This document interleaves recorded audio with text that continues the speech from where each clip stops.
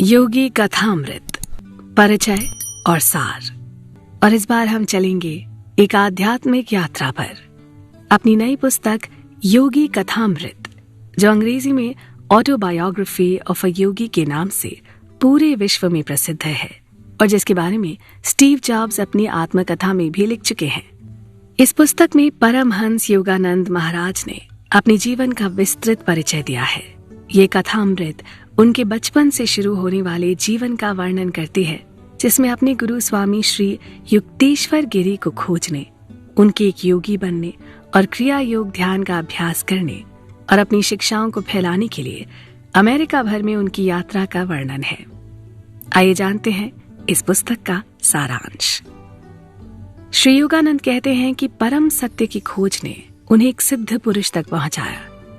उन्हें बचपन से ही एक अद्भुत शक्ति प्राप्त थी, जिसमें वो आने वाले समय की झलकियां देख लेते थे। उनका जन्म पूर्वोत्तर भारत के एक छोटे से शहर गोरखपुर में हुआ और वो 8 भाई बहनों के परिवार में चौथे स्थान पर थे और उनका नाम मुकुंद लाल घोष रखा गया। उनके माता पिता दोनों बंगाली क्षेत्रीय परिवार से थे और बेहद शांत, सरल और संत स्वभाव के थे। अपने पिता के बारे में वो कहते हैं कि दयालु और गंभीर होने के बाद भी सभी बच्चे उनसे एक आदरपूर्ण दूरी बनाए रखते थे, लेकिन उनकी माँ स्नेह की देवी थी, जिन्होंने अपनी संतानों को केवल प्रेम करना सिखाया। रामायण और महाभारत की कहानियों के बीच उनकी शिक्षा चलती रही। उनके माता पिता दोनों अपने विवाह के तुरंत बाद बनारस में रहने वाले परम गुरु लाहिड़ी महाराज के शिष्य बन गए थे। उनके पूजा घर देवी देवताओं के साथ ही लाहिड़ी महाराज की सुंदर सजीली फोटो के साथ सजे हुए थे और उस फोटो का योगानंद पर गहरा असर पड़ा। उन्हें वो अक्सर उस फ्रेम से बाहर जीवंत रूप में नजर आते थे।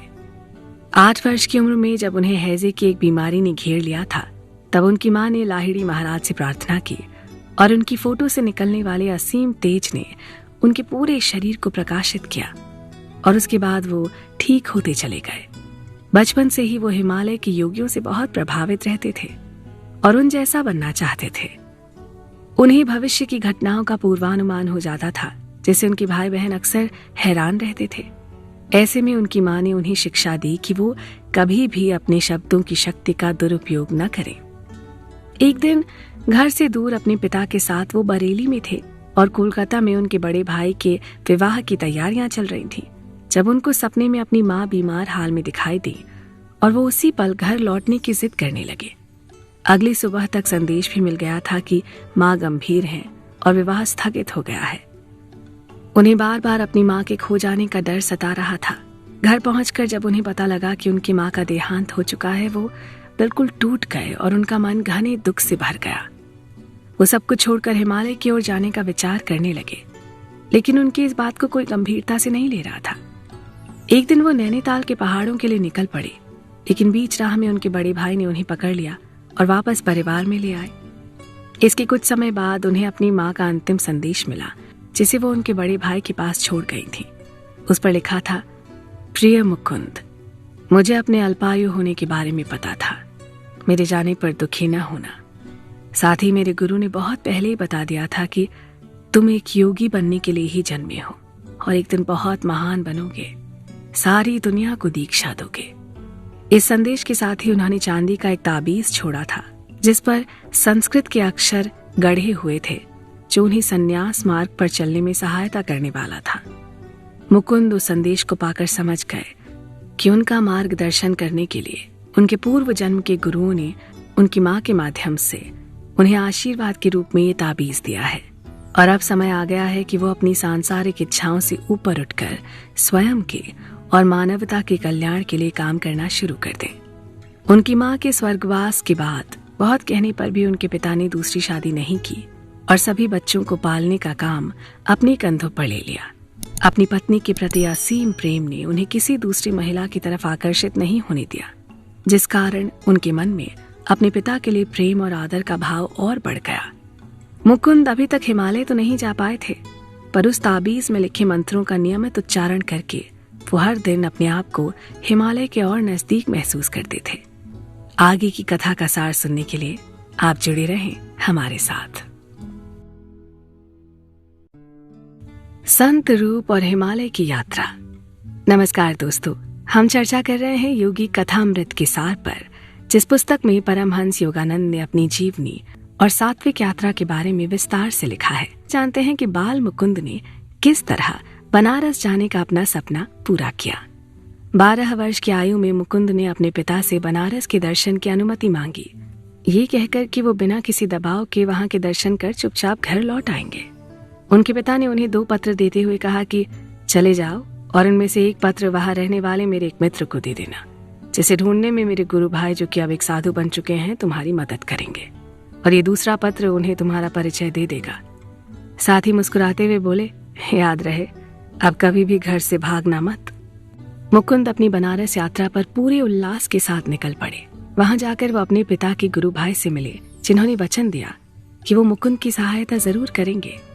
उनके पिता की चिट्ठी पढ़कर वो बहुत खुश हुए। उन्होंने ये भी कहा कि मुकुंद के पिता की कृपा से उन्हें आर्थिक पेंशन मिलती है और गुरु की कृपा से उन्हें परम शांति रूपी पेंशन मिलती है। ये कहकर स्वामी जी तो गंभीर होकर ध्यान मुद्रा में चले गए, पर मुकुंद हैरान रह गए। साथ ही अपने पिता के मित्र से मिलने के लिए बेचैन हो गए। अचानक स्वामी जी ने मानो उनके मन की बात पढ़ ली और बोले, जिनसे मिलने की तुम प्रतीक्षा कर रहे हो वो आधे घंटे बाद तुम्हें मिल जाएंगे। और ठीक 30 मिनट बाद मुकुंद के पिता के मित्र केदारनाथ बाबू सीढ़ी चढ़ते हुए नजर आए। अब मुकुंद की हैरानी का ठिकाना न था, क्योंकि स्वामी जी ने किसी भी तरह का संदेश नहीं भेजा था। वो केदारनाथ की ओर मुड़े और उनसे पूछा, आप यहाँ कैसे आए? आपको किसने बताया कि मैं यहाँ आपकी प्रतीक्षा कर रहा हूँ? तो वो बोले, खुद स्वामी जी गंगा घाट पर आकर मुझे बताकर चले गए। अब मुकुंद बिल्कुल ही स्तब्ध खड़े रह गए, क्योंकि जब से वो स्वामी जी के पास आए थे तब से स्वामी जी उनकी नजरों के आगे से हिले तक नहीं थे। तो ये कैसे संभव था कि एक ही समय में वो 2 जगह पर उपस्थित रहते? इससे पता चला कि वो कोई साधारण पुरुष नहीं थे। वो जब चाहे जितने चाहे भेष बना सकते थे। इसके बाद तो मुकुंद की योगी बनने की इच्छा और भी प्रबल हो गई। उन्होंने तय कर लिया कि अब वो वापस घर जाकर किसी भी तरह अपनी इस इच्छा को पूरा करके ही रहेंगे, चाहे इसके लिए उन्हें कुछ भी क्यों न करना पड़े। और फिर लौटकर उन्होंने अपने मित्र अमर के साथ भागने की योजना बनाई।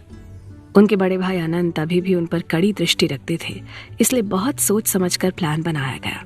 उस ताबीज के कारण मुकुंद के अंदर आध्यात्मिक उफान तेज हो रहा था और उनके मन में हिमालय के अलावा और कोई विचार नहीं आता था।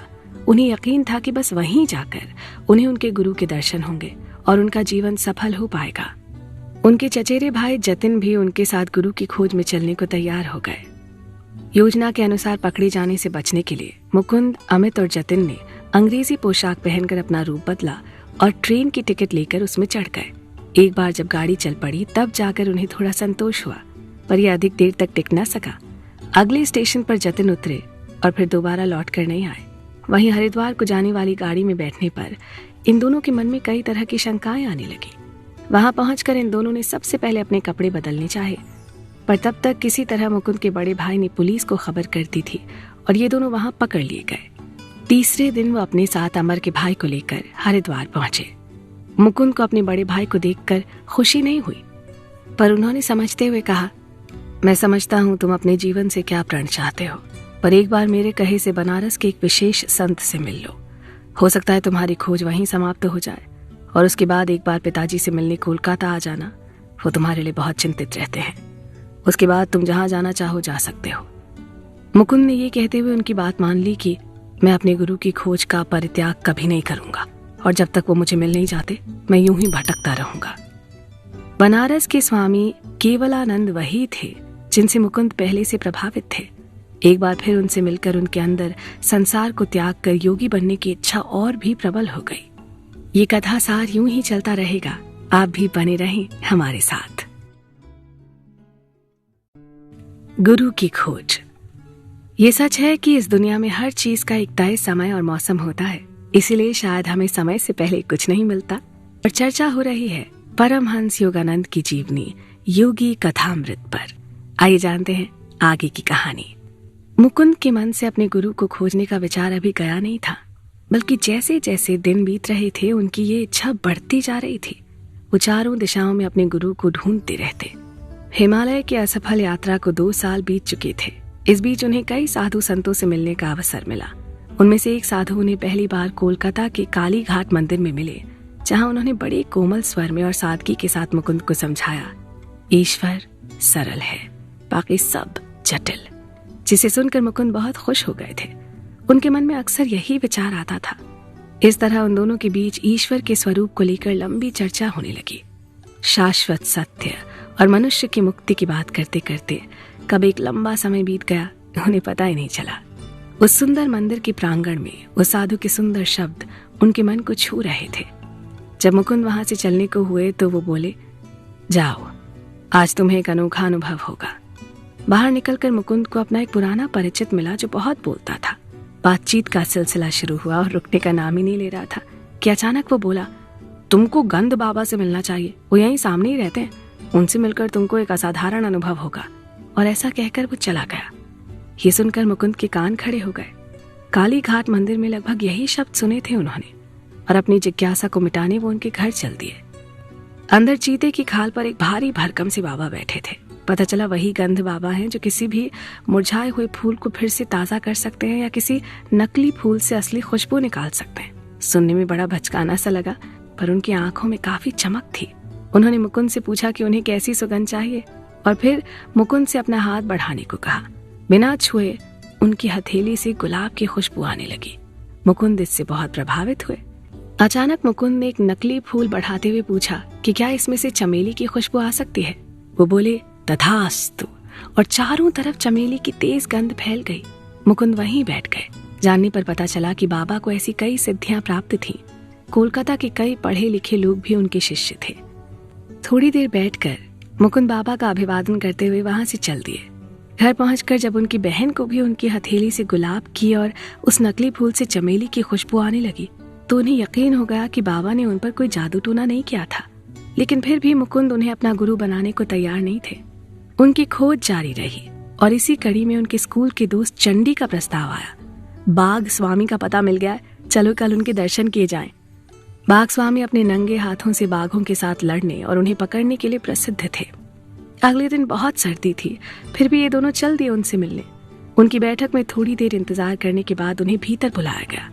अंदर जाकर उन्होंने देखा एक विशालकाय साधु, चौड़ी छाती, मजबूत बाहें और भारी गर्दन लिए अपने पलंग पर बैठे थे, पर उनकी आंखों में दया का भाव था। पूछने पर पता चला कि वो बाघ से डरते नहीं थे, बल्कि उन्हें बिल्ली की तरह पालतू जीव समझते थे। वो बोले कि इस काम के लिए जितना बल हमें अपने शरीर में चाहिए उतना ही अपने दिमाग में भी, और भय को तो आसपास भी नहीं भटकना चाहिए, तभी ये संभव है। उन्होंने कहा कि बाघों को वश में करने की इच्छा उनके मन में बचपन से थी, पर शरीर दुर्बल था। मन तो पहले से मजबूत था। खूब कसरत करके एक दिन उन्होंने अपने तन को भी मजबूत बना लिया। उन्होंने आसपास के कई बाघों को अपने काबू में किया, उनसे कई तरह के करतब करवाए और खूब नाम कमाया। उनके अंदर इस बात का बहुत घमंड भी आ गया था, लेकिन एक दिन अपने गुरु के समझाने पर उन्होंने ये सब काम छोड़ दिए। बाघों का दमन बहुत हो गया। वो बोले, आओ मैं तुम्हें इंसान के मन में बसने वाले जानवरों का दमन करना सिखाऊं। ये कहकर उनके गुरु ने उनकी आंखें खोल दी, आध्यात्मिक मार्ग पर चलने की शिक्षा दी। उनका हाथ थामा और उन्हें लेकर हिमालय की ओर चल दिए। उनके तूफानी जीवन की एक झलक पाकर ही मुकुंद और चंडी दोनों के सर उनके चरणों में झुक गए। आगे की कहानी अगले भाग में।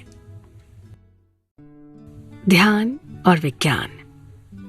मुकुंद अभी भी अपने गुरु की खोज में थे। उनके दोस्त उन्हें नए नए नाम सुझाते रहते थे। ये उनके लिए किसी खेल के समान हो गया था। किसी नए योगी महात्मा के बारे में जानकारी लेकर मुकुंद को उनके पीछे लगा देना। पर मुकुंद को कभी भी इससे कोई परेशानी नहीं होती थी। और बात हो रही है परमहंस योगानंद की आत्मकथा के सार पर। मुकुंद को अपने आसपास के मोहल्ले में एक योगी का परिचय मिला। सब उन्हें जमीन से ऊपर उठने वाले योगी के नाम से जानते थे, पर उनका असली नाम संत भादुड़ी था। वो बहुत वर्षों से अपने घर से निकले नहीं थे और खूब जमकर योगाभ्यास किया करते थे। उनकी शाम के सत्संग बहुत मजेदार हुआ करते थे। उनकी आयु 70 और 80 के बीच रही होगी और उन्होंने मुकुंद को कभी भी अपने घर आने की अनुमति दे रखी थी। मुकुंद अक्सर अपने सवाल लेकर वहां पहुंच जाया करते थे। संत बहादुरी मुकुंद को अपने साथ ध्यान लगाने के लिए कहते थे, अपने साथ जलपान करवाते थे और उनसे अपने मन की कई बातें भी साझा किया करते थे।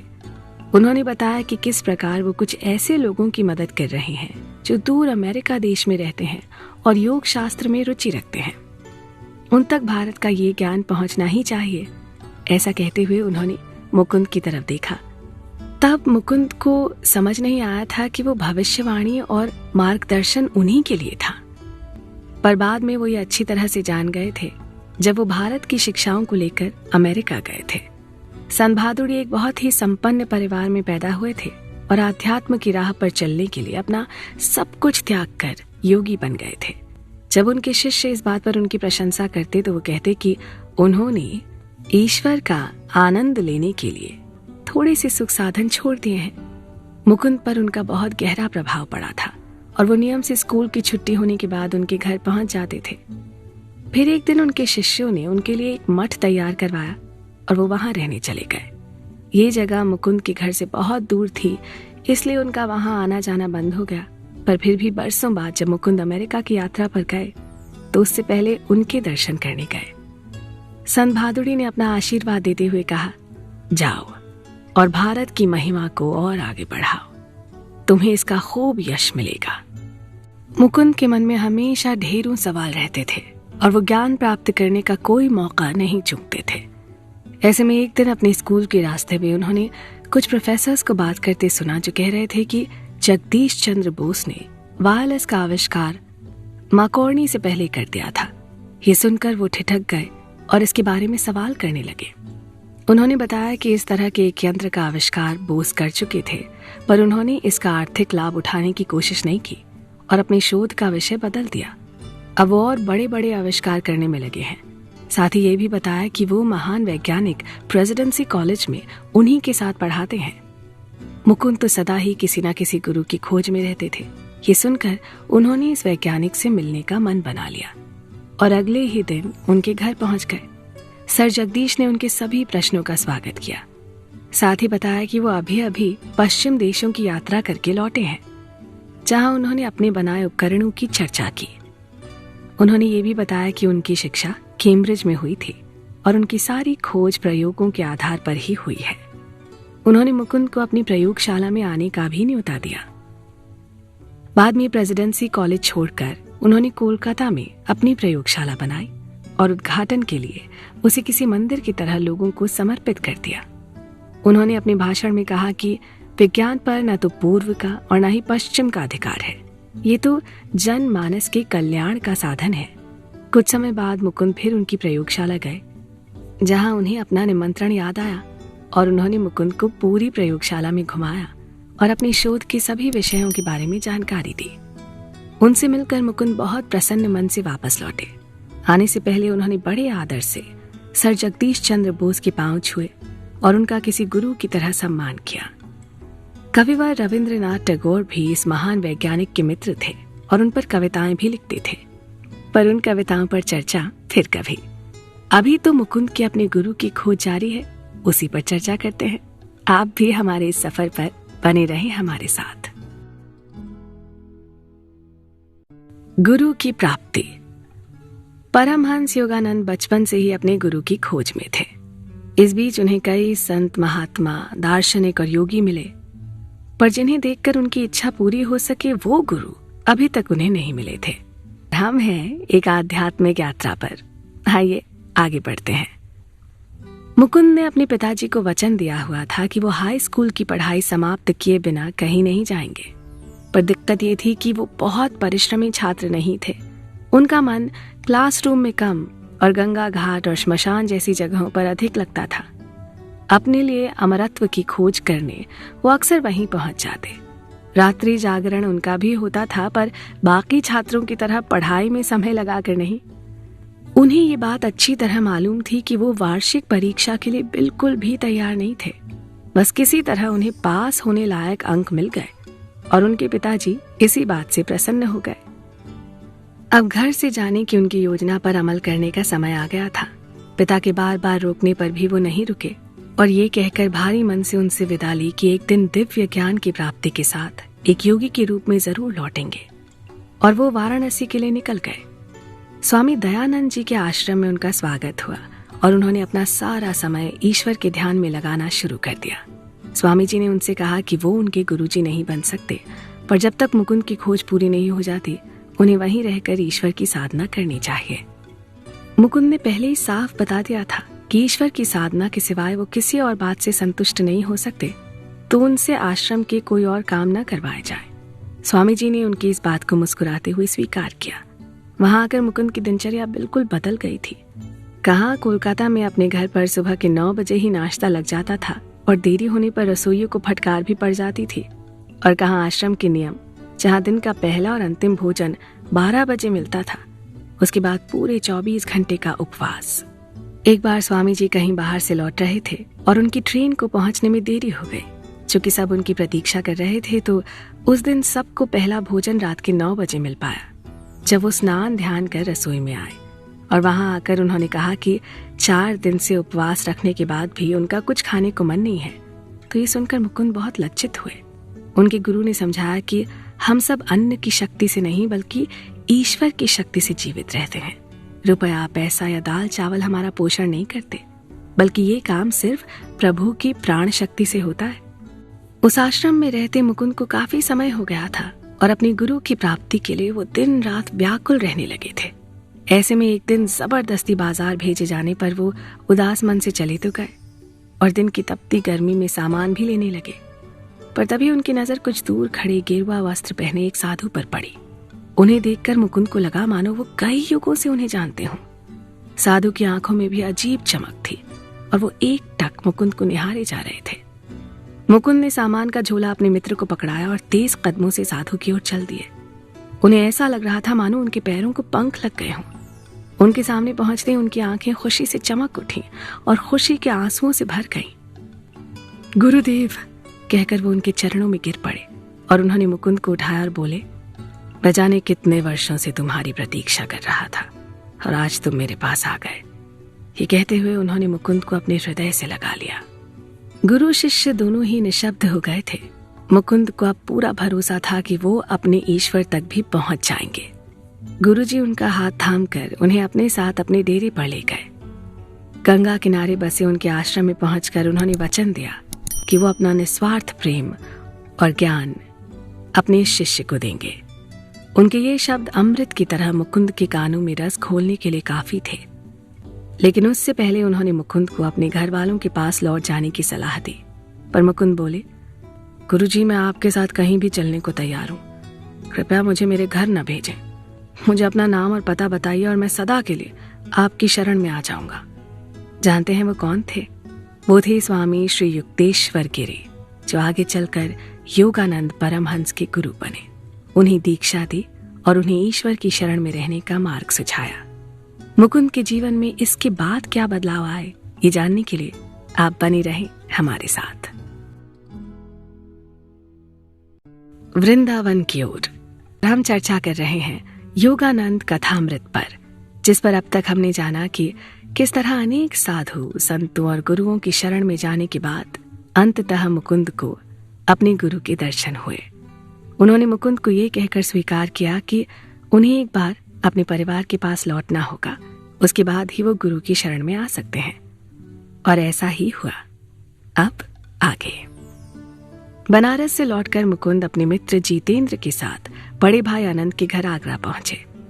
वहां बात बात पर उनके भाई उन्हें लगातार परिवार के बीच ही रहने की सलाह दिया करते थे और मुकुंद सिर्फ ईश्वर से अपना उत्तराधिकार मांगने की कामना रखते थे। उन्होंने बताया कि बनारस में रहना व्यर्थ नहीं गया और उन्होंने अपने गुरु को पा लिया है। वो सिर्फ कुछ दिनों के लिए आगरा घूमने आए हैं और यहाँ से सीधा अपने गुरु के पास श्रीरामपुर जाने का विचार रखते हैं। उनके ये कहने पर कि उन्हें धन संपत्ति और सुख की कोई चाह नहीं, उनके बड़े भाई ने उनसे एक दिन की वृंदावन यात्रा पर जाने को कहा, जो आगरा के पास ही है। पर उनका प्रस्ताव था कि मुकुंद और जितेंद्र बिना एक भी पैसा लिए या भिक्षा मांगे पूरा एक दिन बिताएंगे, लेकिन साथ ही न तो वो किसी को अपनी स्थिति के बारे में बताएंगे, न ही भूखे रहेंगे। अगर वो ऐसा करने में सफल होते हैं तो उनके बड़े भाई फिर कभी उनसे परिवार में रहने को नहीं कहेंगे, बल्कि उन्हें अपना गुरु मान लेंगे। एक भारतीय परिवार में बड़े भाई छोटे के शिष्य कैसे हो सकते थे? पर फिर भी मुकुंद ने उनकी ये चुनौती स्वीकार कर ली। उन्हें लगा कि जिस प्रकार अब तक उनके सारे काम ईश्वर की शक्ति से बनते चले गए, तो ये भी पूरा हो जाएगा। और फिर आधे घंटे में ही उन दोनों के हाथ में वृंदावन जाने की टिकट आ गए। पर इसके अलावा एक और पैसा उन्हें नहीं दिया गया। जल्द ही गाड़ी चल पड़ी और ये अनोखी यात्रा शुरू हुई। जितेंद्र को केवल भूखे रहने का डर सता रहा था और क्रोध भी आ रहा था कि क्यों इस मुकुंद की बात मानकर वो इस यात्रा पर आने को राजी हो गए। उधर मुकुंद पहली बार वृंदावन की पावन नगरी देखने के लिए उत्साहित थे। उन्हें पूरा भरोसा था कि ये एक सुखद यात्रा होगी और उनके सामने कोई संकट नहीं आएगा। गाड़ी में उनकी भेंट दो ऐसे सज्जन व्यक्तियों से हुई जो वृंदावन में गौरी माँ के आश्रम में जा रहे थे। बात करते करते उन्होंने कहा, तुम दोनों कृष्ण भक्त मालूम होते हो। अगर तुम दोनों घर से भाग कर आए हो तो हम आश्रम में तुम्हारे रहने और भोजन का प्रबंध कर सकते हैं। और मुकुंद के मना करने पर भी उन दोनों को वो दोनों अपने साथ ले गए। वहां जाकर पता चला कि वहां कोई और अतिथि आने वाले थे जो ना आ सके। उस दिन गौरी माँ के बनाए पकवान व्यर्थ जाते अगर ये दोनों ना पहुंचते तो। ये सब सुनकर जितेंद्र की आंखों से आंसुओं की धारा बह निकली और मुकुंद के चेहरे पर एक शांत मुस्कान आ गई। भोजन के बाद उन दोनों ने इस आश्रम से विदा ली और दिन भर कदम्ब के वृक्ष की छांव में खड़े रहे। चिलचिलाती धूप थी और वृंदावन घूमने का और कोई साधन नहीं था, पर वहां स्थित सभी मंदिरों और आश्रमों के दर्शन तो करने ही थे। एक बार फिर जितेंद्र के मन में वही सवाल आने लगे कि अब आगे का दिन कैसे कटेगा, हम कहाँ जाएंगे और सबसे बड़ा प्रश्न, वापस आगरा कैसे लौटेंगे। ये सब सुनकर मुकुंद बोले, शांत हो जाओ। जिस भगवान की कृपा से भोजन मिला उन पर थोड़ा तो भरोसा रखो। आगे का दिन भी कट जाएगा। और फिर किसी जादू की तरह उन्हें सामने से एक युवक आता दिखाई दिया। उसने उन्हें प्रणाम किया, अपना नाम प्रताप चटर्जी बताया और कहा कि मुकुंद में उनको अपने गुरु दिखाई दे रहे हैं। सुबह की उपासना करते समय उन्हें साक्षात कृष्ण ने दर्शन दिए और ये ज्ञान दिया कि मुकुंद उन्हें इस पेड़ के नीचे मिलेंगे जिनसे उन्हें दीक्षा प्राप्त होगी। ये सुनकर एक बार फिर से हैरान होने की बारी जितेंद्र की थी। प्रताप ने बहुत आग्रह करके उन्हें अपने साथ वृंदावन की गलियों में घूमने के लिए मना लिया। फिर क्या था, पूरा दिन घोड़ा गाड़ी में मंदिरों के दर्शन करते बीता। जाते जाते मिठाई का डिब्बा और आगरा की 2 टिकटें भी प्रताप ने उनकी तरफ बढ़ाई। अब उसे दीक्षा देने की बारी मुकुंद की थी। रेलवे स्टेशन के एक एकांत कोने में ले जाकर उन्होंने प्रताप को आधे घंटे तक लाहिड़ी महाराज के क्रिया योग में दीक्षित किया और उनकी साधना करने का उपदेश दिया। इस तरह आगरा में बिताया वो एक दिन जितेंद्र और मुकुंद दोनों के लिए यादगार बन गया। घर पहुंचकर ये सारी कहानी सुनकर उनके बड़े भाई अत्यंत प्रभावित हुए और उन्होंने अपने छोटे भाई को गुरु के रूप में स्वीकार किया। इस अद्भुत जीवनी पर चर्चा यूं ही चलती रहेगी, आप कहीं मत जाइएगा। गुरु की शरण। इस बात को पूरे 28 दिन बीत चुके थे और अब गुरु से मिलने की बारी मुकुंद की थी। उनके मित्र जितेंद्र ने एक बार फिर उनका साथ छोड़ दिया था और अपने परिवार के पास कोलकाता लौट गए।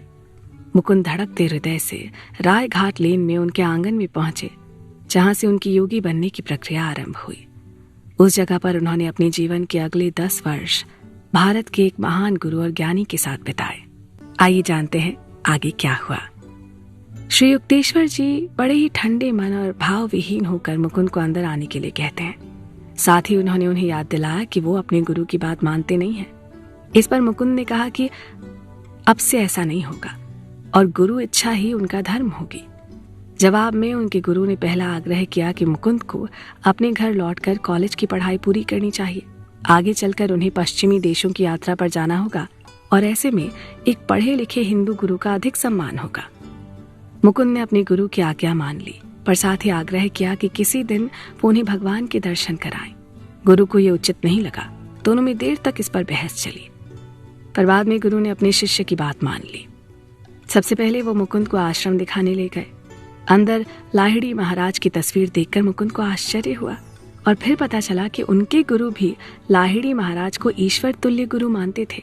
मुकुंद ने उनकी तस्वीर को प्रणाम किया। पूरा आश्रम घूमने के बाद गुरुजी ने अपने शिष्य को रात वहीं रुक जाने को कहा। मुकुंद ने उनके जीवन के बारे में जानने की इच्छा रखी तो उन्होंने बताया कि उनका जन्म वहीं श्रीरामपुर में हुआ था। उनके पिता बहुत समृद्ध व्यक्ति थे और पैतृक संपत्ति में उनके लिए ये 2 मंजिला इमारत छोड़ गए थे, जिसे अब उन्होंने अपना आश्रम बना लिया था। उनका पारिवारिक नाम प्रियनाथ कड़ार था। उनकी स्कूली पढ़ाई बहुत कम हुई। जवान होते ही विवाह हो गया। एक बेटी है जिसका विवाह हो चुका है और पत्नी की मृत्यु के बाद उन्होंने संन्यास ग्रहण कर लिया। नया नाम मिला श्री युक्तेश्वर। बस इतनी छोटी सी थी उनकी जीवनी। ये सुनकर मुकुंद मुस्कुराते हुए बोले, कि ये तो आपका बाहरी परिचय हुआ, कुछ भीतरी भी तो बताइए। इस पर उन्होंने अपने बचपन की कुछ कहानियां सुनाई, जिनमें कोई ना कोई शिक्षा छुपी हुई थी, और फिर रात को उन्हें सोने के लिए खटिया दी।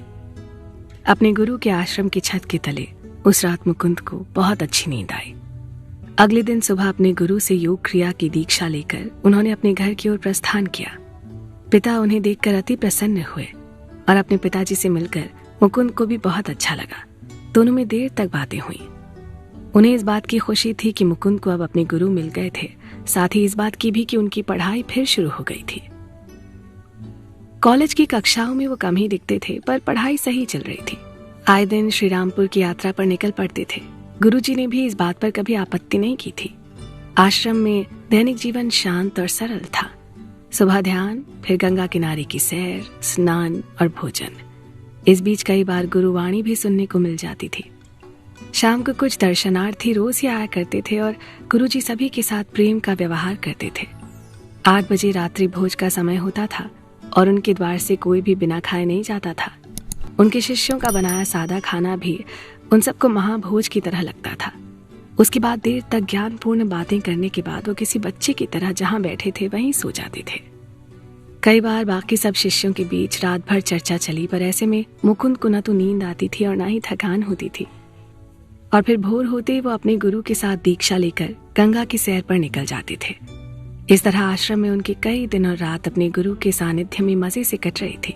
हर दिन कुछ नया सीखने को मिलता था और हर दिन उनके ज्ञान में वृद्धि हो रही थी। गुरुदेव कभी कोई भविष्यवाणी नहीं करते थे, पर अक्सर संकेत दिया करते थे कि क्या हो सकता है। वो अतीत को भूलकर भविष्य पर ध्यान देने को कहते थे। उनके आश्रम में बाल शिष्य भी थे जिनकी बौद्धिक और आध्यात्मिक शिक्षा में गुरुदेव बहुत रुचि लेते थे। उनका ये भी मानना था कि साधु संतों की अचल शांति उपदेशों से कहीं अधिक प्रभावशाली होती है। हम इस कथा अमृत पर चर्चा करते रहेंगे, आप कहीं मत जाइएगा। हिमालय और साक्षात ईश्वर। क्या आप जानते हैं कि कभी कभी बिना विचार किए कहे कुछ शब्द हमें जीवन भर कचोट सकते हैं।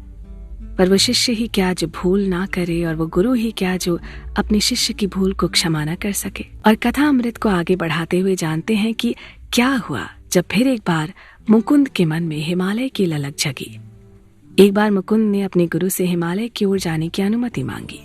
उनके विचार में ईश्वर की सच्ची आराधना बस वहीं संभव थी। उनका मन कॉलेज की पढ़ाई और आश्रम के रोज के कामों में नहीं लग रहा था। 6 महीने हो चुके थे, पर उन्हें अपने अंदर कोई सार्थक बदलाव नहीं दिख रहा था। उन्हें लगा बस हिमालय के एकांत में ही उन्हें ज्ञान की प्राप्ति हो सकती है। ये सुनकर गुरुदेव बोले, हिमालय में कई पहाड़ी लोग रहते हैं, हर किसी को तो ज्ञान की प्राप्ति नहीं होती। एक पहाड़ से ज्ञान की आशा करने से अच्छा है कि किसी ज्ञानी महापुरुष से कुछ सीख लो। पर जब दोबारा मुकुंद ने उनसे अनुरोध किया तो उन्होंने कोई उत्तर नहीं दिया। उनके मौन को स्वीकृति मानकर मुकुंद ने अपनी यात्रा की तैयारी शुरू कर दी। अगले दिन अपने संस्कृत के प्राध्यापक से उनके एक मित्र का नाम और पता लेकर वो अपनी यात्रा पर चल दिए। इस मित्र के बारे में उन्होंने सुना था कि अनेक वर्षों तक क्रिया योग का अभ्यास करके वो ईश्वर से साक्षात करने में सफल हुए थे। तारकेश्वर के एक प्रसिद्ध मंदिर के पास के गांव में राम गोपाल मजूमदार का घर था। रास्ता भटकने के बाद वो एक गलत गांव में चले गए, जहां एक भले मानस ने रात के अंधेरे में उन्हें खाना परोसा और सोने के लिए कुटिया में जगह दे दी। उस रात मुकुंद की आंखों से नींद गायब थी। वो केवल एकांतवासी योगी राम गोपाल के पास पहुंचने की प्रार्थना करते रहे। तड़के ही वो फिर से चल पड़े राम गोपाल बाबू की खोज में। आधा सा दिन बीत गया था, पर मुकुंद को घर तो दूर उनके गांव का रास्ता तक नहीं मिल पा रहा था। अंत में एक दुबले शरीर के व्यक्ति ने माना कि वही राम गोपाल है, पर वो मुकुंद की कोई मदद नहीं कर सकते, क्योंकि मुकुंद अपने भीतर ईश्वर को खोजने के बजाय उन्हें बाहरी संसार में खोज रहे थे, जो संभव नहीं था। उन्होंने ये भी कहा कि वो अपने गुरु से दूर भागकर कभी भी ईश्वर के पास नहीं पहुंच पाएंगे, और पर्वत कभी किसी के गुरु नहीं बन सकते। कोई जरूरी नहीं कि सिद्ध जन केवल पहाड़ों पर निवास करें। शहर के एक कमरे में रहकर भी एकांतवास किया जा सकता है। वहीं गुफा है और वहीं पावन पर्वत। ईश्वर की प्राप्ति भी वहीं होगी। उनके इन सरल वचनों से मुकुंद की आंखें खुल गईं, और लौटते समय तारकेश्वर मंदिर में भगवान को प्रणाम कर वो कोलकाता की गाड़ी में बैठ गए।